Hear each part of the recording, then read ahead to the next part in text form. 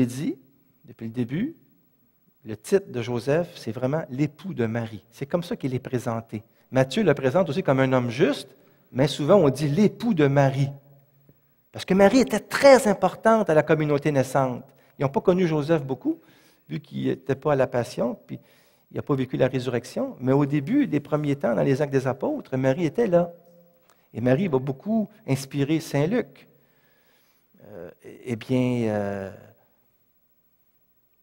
Quand on dit l'époux de Marie, c'est tout un titre. Hein? Mais Dieu va choisir Joseph aussi pour assurer une présence paternelle auprès de Jésus. Dieu ne saute pas les lois de la nature. Son fils a besoin d'un père. Il est, lui, le Père du ciel, mais il a besoin d'un père terrestre. Bon. Ça fait partie de notre héritage chrétien. Et cet héritage-là, on n'a pas le temps, mais c'est repris dans beaucoup de films. Même La Guerre des étoiles, Le Seigneur des Anneaux, toutes sortes de choses. Des fois, il y a des enfants, quasiment, c'est comme un Messie qui arrive, puis on ne sait pas d'où il est né. Toute cette conception-là de notre foi, elle est souvent reprise ailleurs sous d'autres angles. C'est très fécond au niveau de la littérature. Mais la foi nous fait entrer dans le mystère parce qu'on dit « Hey, moi, la foi, là, me dit que c'est vrai. » Eh bien, j'ose risquer sur ça, que oui, Dieu s'est fait chair. Oui, il s'est choisi Joseph et Marie. Oui, je peux les prier. Oui, ils m'accompagnent. Oui, Jésus est ressuscité. Et oui, quand je vais mourir, ils vont m'accueillir. Oui, la foi, c'est oui. Qu'il me soit fait selon ta parole. Fiat voluntas Dei. C'est à peu près les seuls mots que je connais en latin, mais c'est déjà pas pire. Il y a le Salve Regina aussi.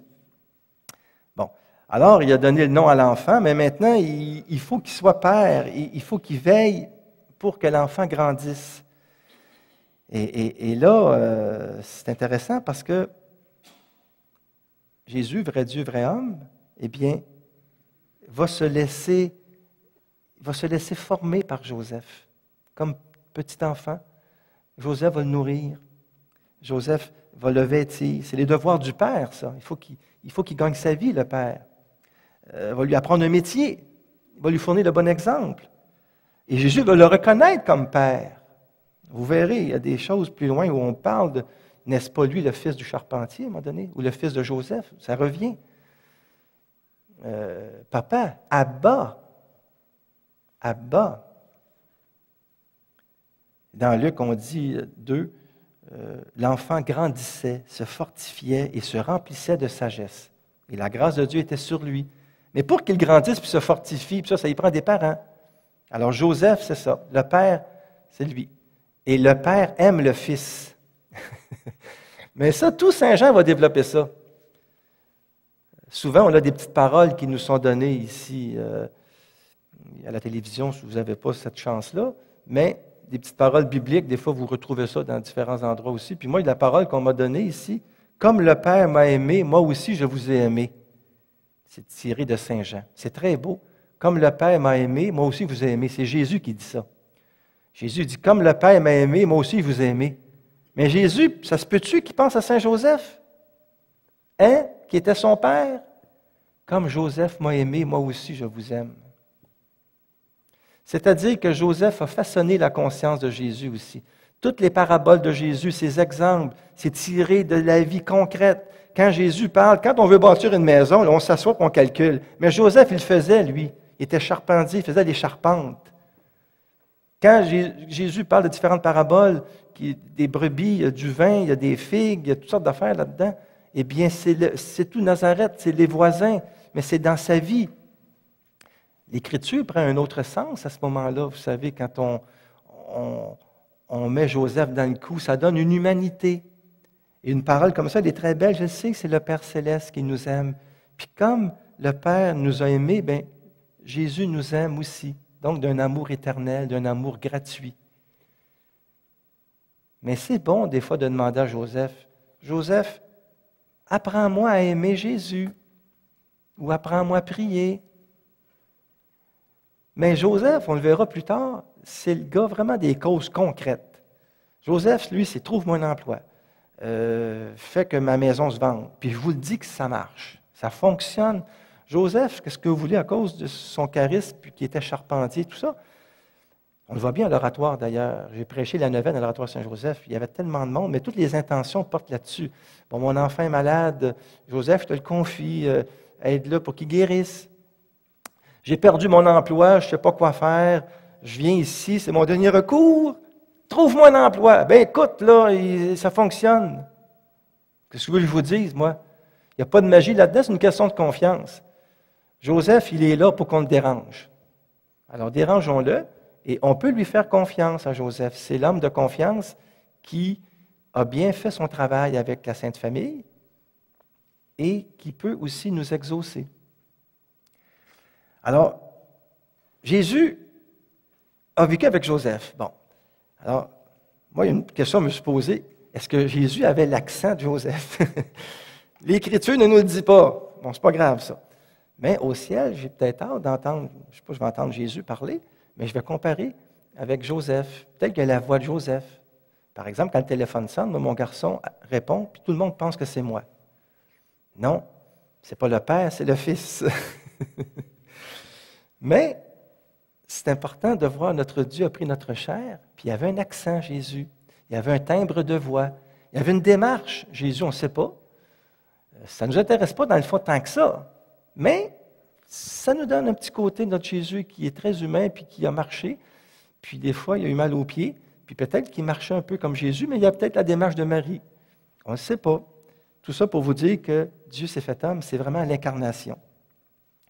Il y a une affaire qu'on peut vraiment affirmer sans se tromper, c'est qu'il y a des paroles qui ont été préparées par Joseph. C'est-à-dire qu'en voyant vivre Joseph, en voyant toute la Sainte Famille vivre ensemble, eh bien, ça l'a inspiré Jésus dans ses paroles. Et il va expérimenter une relation très belle avec Joseph, qui est un peu à l'image avec celle de son Père du ciel, mais qui est dans son secret intérieur. Comme nous, la relation avec notre Dieu est au plus profond de notre cœur. Personne ne la connaît vraiment. C'est notre secret, c'est une relation d'amour, et ça se vit beaucoup dans la prière intérieure, où c'est un cœur à cœur, où tu te laisses aimer par Dieu, où tu es dans une attention amoureuse au Père ou à Dieu, Fils, à l'Esprit Saint, qui t'aime tel que tu es. Mais cette relation-là d'amour très fort, certainement, ça s'est vécu aussi entre Joseph et Jésus. Puis il a donné une belle base de confiance à Jésus, Joseph. Il l'a aidé certainement dans sa confiance. Il l'a aidé. Et même Jésus, je vous donne un exemple d'un texte qu'on peut très bien voir comment ça peut être influencé par Joseph. C'est Saint Jean, chapitre 5, versets 19 à 20. Alors, c'est Jésus qui parle. « Le Fils ne peut rien faire par lui-même. Il fait seulement ce qu'il voit faire par le Père. Ce que fait celui-ci, le Fils le fait pareillement, car le Père aime le Fils et lui montre tout ce qu'il fait. Il lui montrera des œuvres encore plus grandes, si bien que vous serez dans l'étonnement. Et oui, Joseph n'a pas tout vu ce que le Fils pouvait faire. Eh bien, ça va aller jusqu'à la mort de la croix, le don total. Une croix peut-être que Joseph lui-même a fait. Une croix de bois. Eux qui ont tellement travaillé le bois, parce que Jésus va reprendre le métier de son père pour faire vivre sa mère. Eh bien, c'est sur ce bois-là, le lit de la croix, que Jésus va être crucifié. C'est le nouvel arbre de vie, d'où reverdit la résurrection. C'est le nouvel arbre. Alors Joseph va coopérer au grand mystère de la rédemption, déjà. Sa vie est donnée à Dieu et il va vivre avec Marie. Puis Marie, bien, comme toute femme de son temps, va s'occuper du foyer. Puis c'est une femme pieuse d'ailleurs. Hein? Donc, c'est elle beaucoup avec Jésus qui va lui transmettre des versets bibliques, va préparer les fêtes, les repas, les plats additionnels, les aliments, va créer une atmosphère d'amour dans le foyer. Hein? Va accueillir les neveux, qu'on appelle les frères et sœurs, les cousins, selon la coutume sémite. Là. Et elle va faire de sa maison un petit temple. Comme on dit chez les Juifs, c'est une petite église domestique, dans le fond, que l'Église va reprendre. Et la table familiale peut devenir comme un hôtel.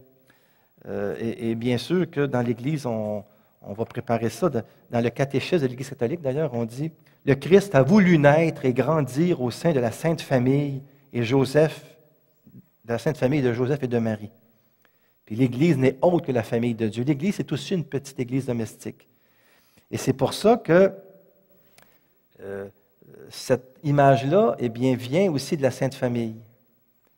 Et on peut voir d'ailleurs à Nazareth, qui peut-être contient une quarantaine de maisons, la famille de Jésus-Marie, comment ils ont vécu aussi comme une petite famille, une petite église domestique dans le fond. Et on peut très bien voir Marie qui parle autour du puits, avec les femmes aussi, qui prie avec Jésus puis Joseph, les psaumes, qui va bénir à chaque repas, comme on dit, béni sois-tu Yahvé. Les grandes bénédictions qui commencent toujours comme ça, hein, béni sois-tu Seigneur notre Dieu, roi du monde, l'enfant de... Alors, tu comprends que ces grandes bénédictions-là, Jésus va les reprendre dans sa vie. Béni sois-tu, Seigneur, Dieu du ciel et de la terre. Alors, on verra à la prochaine émission, justement, le foyer de Nazareth, puis comment que Joseph continue sa mission de père, mais aussi sa mission de charpentier. Et on va le suivre jusqu'à sa mort. Alors, je vous invite à être des nôtres la semaine prochaine. Cette émission a été rendue possible grâce à vous. Foi et Télévision chrétienne apprécie énormément votre soutien spirituel et temporel. Si vous ne faites pas encore partie du réseau de soutien de Foi et Télévision chrétienne, nous vous invitons à faire parvenir votre contribution à l'adresse indiquée à l'écran. Que le Seigneur, qui ne se laisse pas vaincre en générosité, vous le rende au centuple. Ma grâce te suffit, je mets ma puissance dans ta faiblesse. Dans cette nouvelle série, l'abbé François Kibwenge explique la signification du mot grâce. Nous avons souvent tendance à regarder notre faiblesse, mais Dieu nous regarde différemment. Si nous sommes sous la bénédiction de Dieu, il nous est impossible d'être sous l'emprise de la malédiction. Ne tardez pas à vous procurer ces 3 DVD en faisant parvenir votre chèque à l'adresse indiquée à l'écran.